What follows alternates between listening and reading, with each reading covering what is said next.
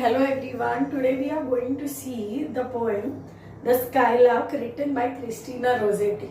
So first let's talk about the poet Christina Rossetti. So who is she? So she was a British poet. She is very famous for her romantic poetry. Now what is romantic poetry? The one who has a love for nature and mainly expresses the human experiences along with the nature. Okay, so today we are going to learn about that. So in this poetry Skylark, it is shown that how beautifully the skylark, the bird, it sings so well, and the poet is lost somewhere and it is mesmerized by the singing of the skylark. Now it shows the escape of the poet.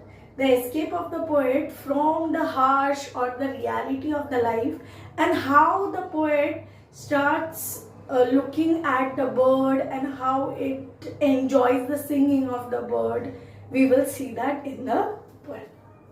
So in short, it expresses the contrast between the joyful singing of the skylark and the escape of the poet from the sufferings of life. So let's start with the first stanza. The earth was green, the sky was blue. I saw and heard one sunny moon. A skylark hung between the two, a singing speck above the corn. So in the first stanza, there is a description of the whole landscape, how beautiful it is, and it is described in such a manner that the earth was green. So there was greenery all around on the ground, on the earth we can say, and the sky was pretty blue. I saw and heard one sunny moon.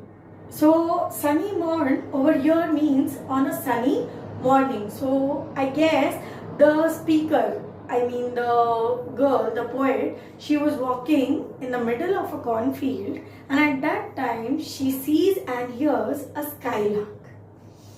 A skylark hang between the two.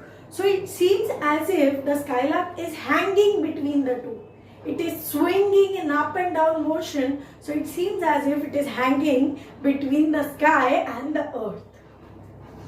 A singing speck above the corn. Now, our sky is so huge, right? So, as if the bird, it looks like a small dot in the sky which is singing, and above the corn means on the earth there was a cornfield. So, there is a cornfield, and the skylark was singing over there in this landscape. Let's start with the stanza number 2.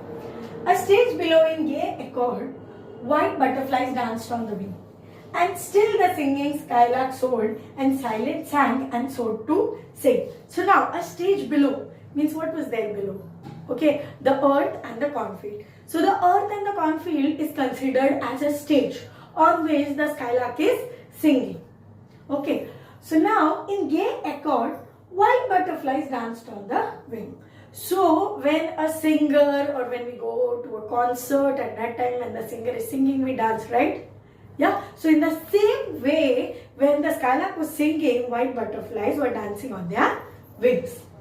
And still the singing skylark soared. So when the skylark was singing, it was standing still and it was singing continuously in a very beautiful voice. And over here, the skylark is considered as an opera singer, we can say. Okay. And silence sang and soared to sing. So over here, the moment of the skylark is shown. Like when it is going downwards, we can say, when it is flying downwards, it is silent. And when it is flying high, it is, or when it is soaring high, and at that time it is singing. So now let's start with the stanza number 3. The cornfield stretched a tender green to right and left beside my walks. I knew he had a nest unseen somewhere among the million stalks. So now, the cornfield was compared to, we can say, was really very majestic, and it was compared to an ocean. So it was spread all around on the right as well as on the left, where the poet was gone for a walk. Now, I knew he had a nest unseen somewhere among the million stalks. So now the poet is knowing that the skylark's nest is somewhere around over there, which was unseen, which was not seen by anyone.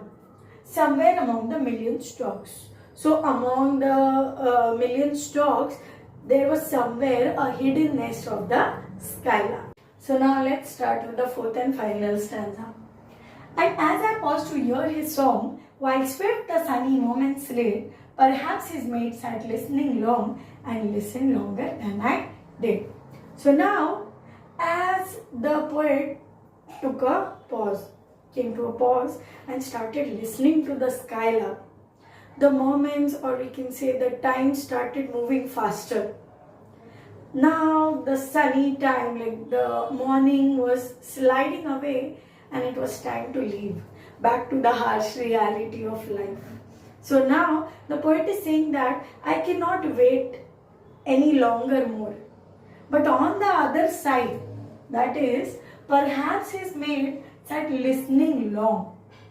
So the mate who is waiting near the nest probably, or the skylark's loved one, we can say, mate, a friend or a companion, we can say, was listening to the skylark more carefully and was waiting for a longer time, listening and admiring the skylark, and listened longer than I did. This is what it means. So more than the poet, the skylark was being listened to by the mate, the companion, or we can say the friend.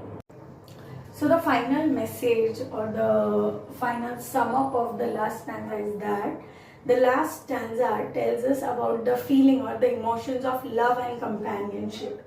The poet also adds that the skylark was singing with such an emotion, such dedication, as if it was in love. Thank you everyone. I hope you like it and study hard. All the best.